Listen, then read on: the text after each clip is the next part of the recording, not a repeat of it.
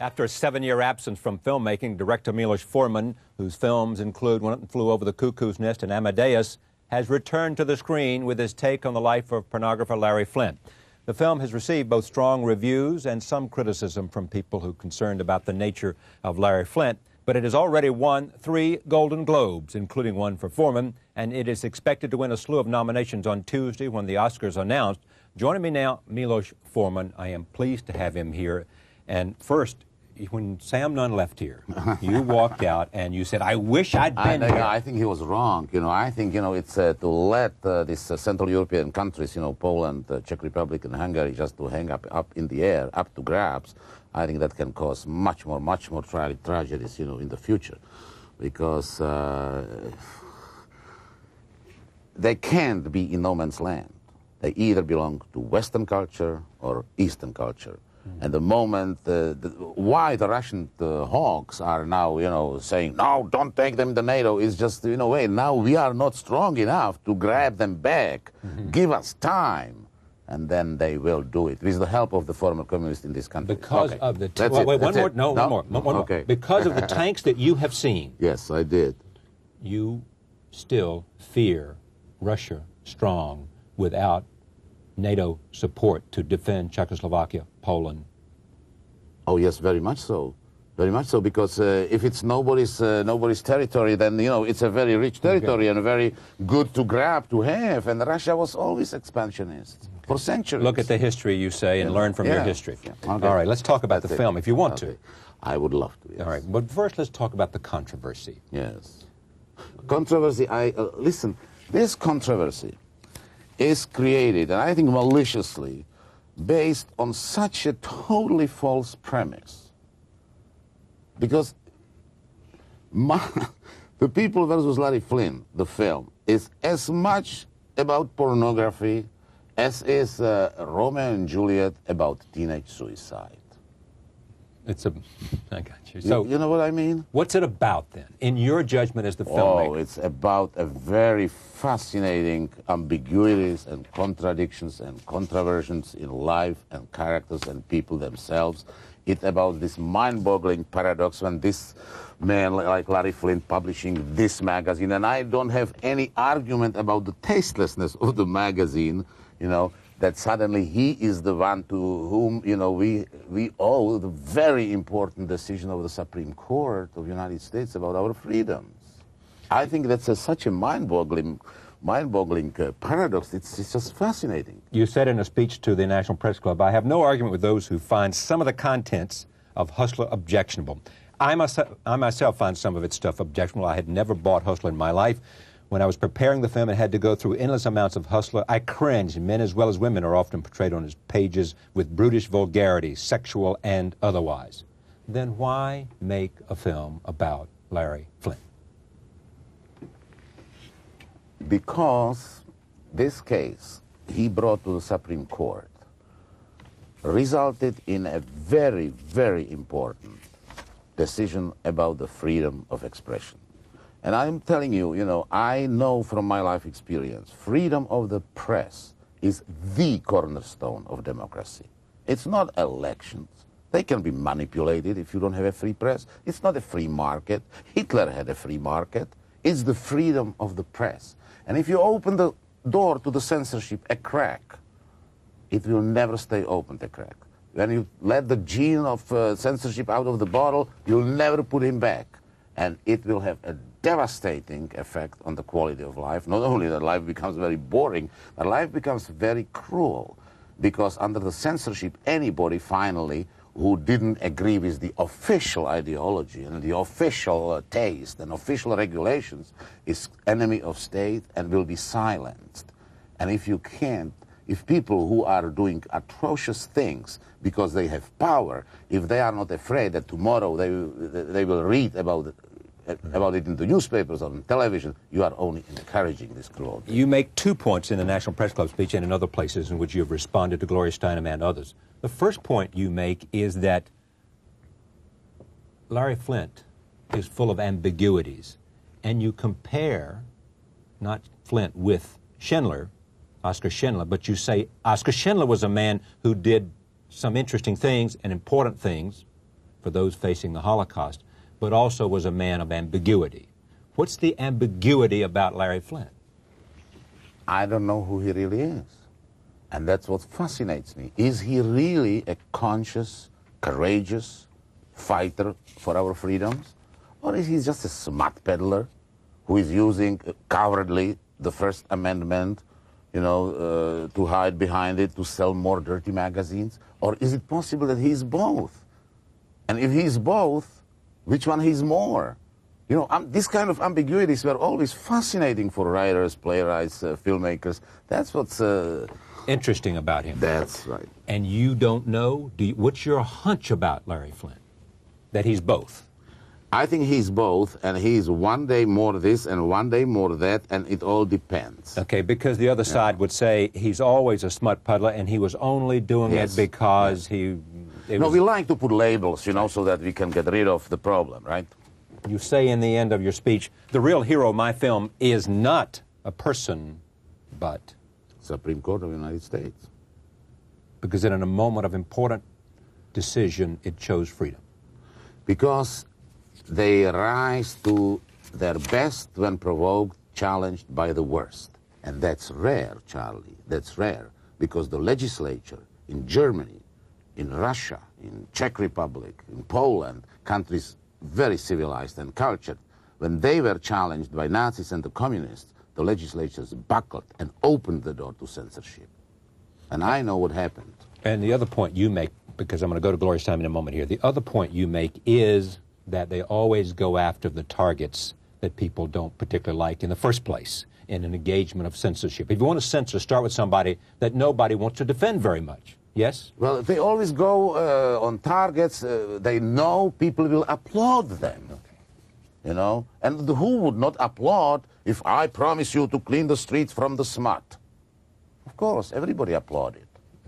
But then, suddenly, during the Nazis, not only pornographers and prostitutes and homosexuals and lesbians were perverts, suddenly Jews, blacks, gypsies, for the communists, Christians, Muslims, the whole Western culture was perverse. I couldn't buy Hemingway or Faulkner or Shakespeare. I couldn't buy for 20 years. Roll tape. Gloria Steinem on this show after Larry Flynt appeared some weeks earlier. I sat in the audience and watched this film, and because I know the images of pain and degradation and torture and, I mean, it's hard to express what's in Hustler. I can't tell you how heartbroken I felt to think that somebody like Flynt would be made into a First Amendment hero when the publisher of a Ku Klux Klan magazine or of a Nazi, rag of some kind would not. And who have also, in your argument, done exactly the same thing. Same thing. They have made First Amendment arguments.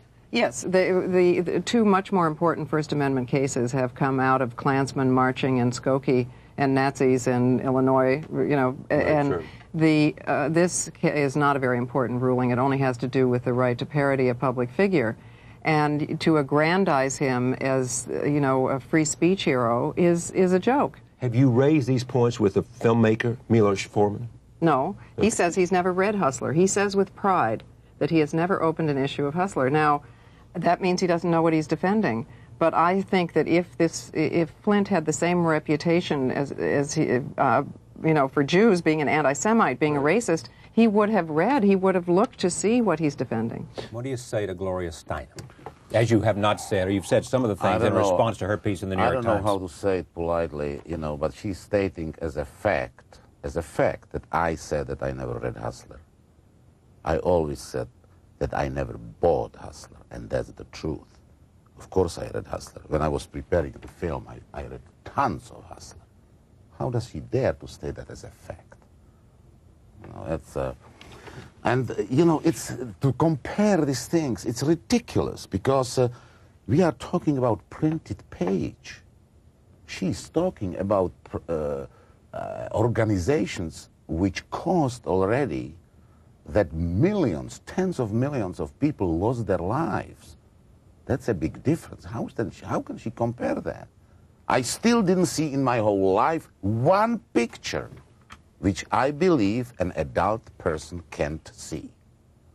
If she's talking about that we didn't show enough, this monstrosity and these terrible things, you know, disgusting and like that, because that's very important for the education of the audience about the character of Hustler. First of all, the film is not about Hustler and pornography, but that's besides the point.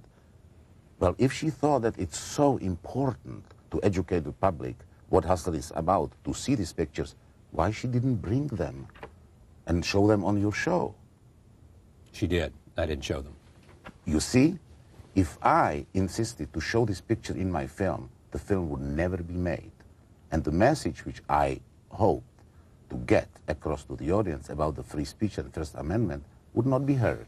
This point ought to be made. You're concerned about this and you're fighting back, A, because you want to say, I want to tell you what my film is about, number one, but number two, you're worried about something else, that somehow the criticism of this film becomes something other than the film itself. Yeah, I think it smells foul to me, this kind of attacks. Because, you know, I sympathize with Ms. Steinem, with her problem and argument with Hustler magazine. I think, and we are very clear in the film that it's tasteless, it's brutal, it's vulgar, right? Right. But, you know, I don't need to salivate over these pictures to show it to the audience. I don't understand why I'm criticized not being dirty enough. Let me turn now to the film itself.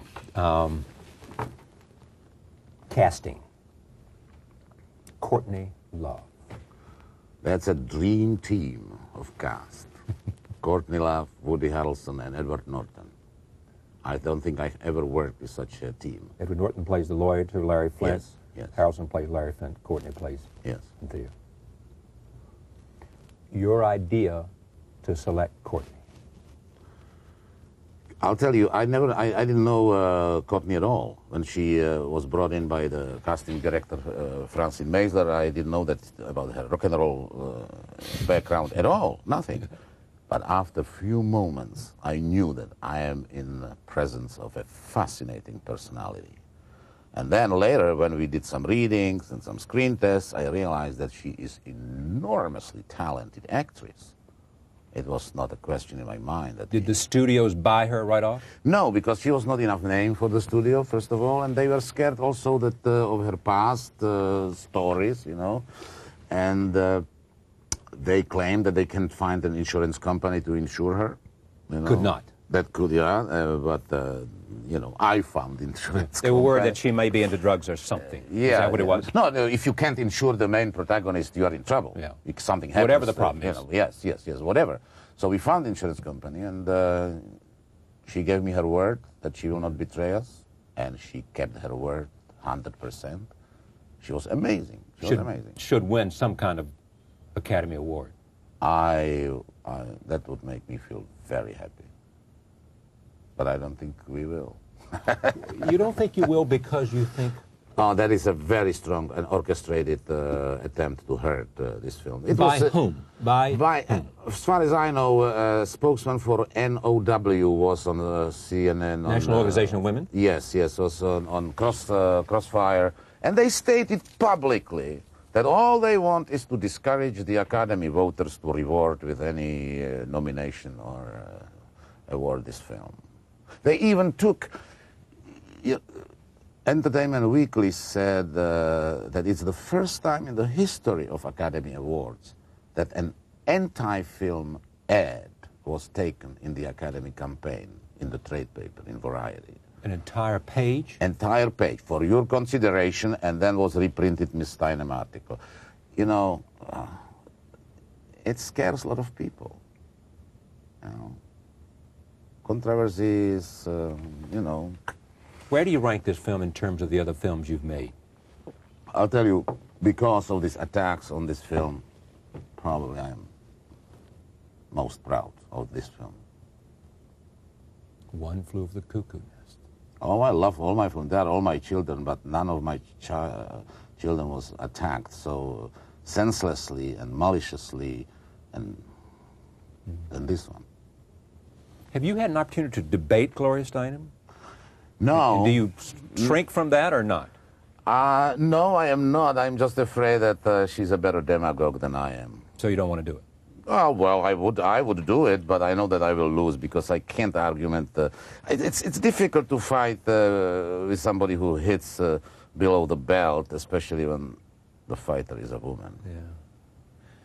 When you came out of this, knowing Larry Flynt, he's even has a cameo role in the film as a judge. Yeah. And boy, you got some good performances. The mayor's wife. Yes. Terrific. I mean, she turns in a terrific performance as Ruth Carter Stapleton. Yes. Ed Norton, we already knew he was good from Primal Fear or whatever that film was. What about the judge, the black judge? Who's wonderful. He's a real judge. Yarmy Bailey. Okay. He's a legend in Memphis. Roll tape. I just want to show you this film in case you haven't seen it, because Milos Forman is a great director, and here is what he has done here. We'll show you a couple of clips showing different sides of it. The first one shows Courtney Love and Woody Harrelson in the one clip we have with them together. Here it is. How could you misunderstand me? Well, see, I was wondering, because I thought... I don't want to get married and stop the way that we live. The way that we live is great. Is that good directing or good acting, or both? Oh, that's good acting. Yeah. They're better than you thought they were. Yes, they fascinated me. I very often during this film, they were better than I possibly imagined. Larry Flynt, have you changed your... Now that you've known him, now that you've worked with him, what do you think of him? He's still an enigma for me. The fact is that I didn't change at all my opinion about his taste. And do you ever sit and talk with him about it and say, was it just a business? Is that what you were doing? Because some of this stuff is just really beyond... Yes, but that was a very interesting discussion, you know. He said, listen, what am I... I asked him, I said, what am I doing? You know, if in a restaurant they want to, you know, whet people's appetite to, you know, enjoy the food, so they put nice cloth and nice china and beautifully served dishes. All I'm doing is to make self-satisfaction to some lonely man more pleasant. And... you know, that whole question, and I don't want to talk about it because the film is not about pornography. Nobody has to be afraid that after seeing the film, he will feel an urge to go run in the streets and buy the magazine, you know. So that's a totally different subject. I will discuss it with Ms. Steinem. And the case that went to the Supreme Court was really what she was about a parody of oh, it was Falwell. not about pornography at all, that case. About Falwell and a parody. It was about the freedom to satirize and mock public figures like Larry, in the press. Yeah, like Jerry Falwell. Yes. All right. This film, and all you want people to leave this film. You fervently hope that these actors and this director have come together to leave the audience with what? An interesting character. Yes, to be entertained, to have a good time. I mean, you know, it's a fascinating story. I mean, you couldn't have picked a more interesting guy who, because of the depravity of what he did, at the same time, coming from a small town, how this magazine was founded, the battles he fought, how outrageous he was, which she's a woman, his wife died of AIDS, was a bisexual at best. The love story of these two people is mind-boggling for me. Yeah. But the main thing is that people should realize that we are taking our freedoms too much for granted. We think that that's the only commodity for which we don't have to pay anything. And that's very dangerous. Freedom is not cheap. Milos Forman. As we go out, we'll run another clip here, the last clip from this film. Thank you, my friend. Great to see you. Thank you. Thank you.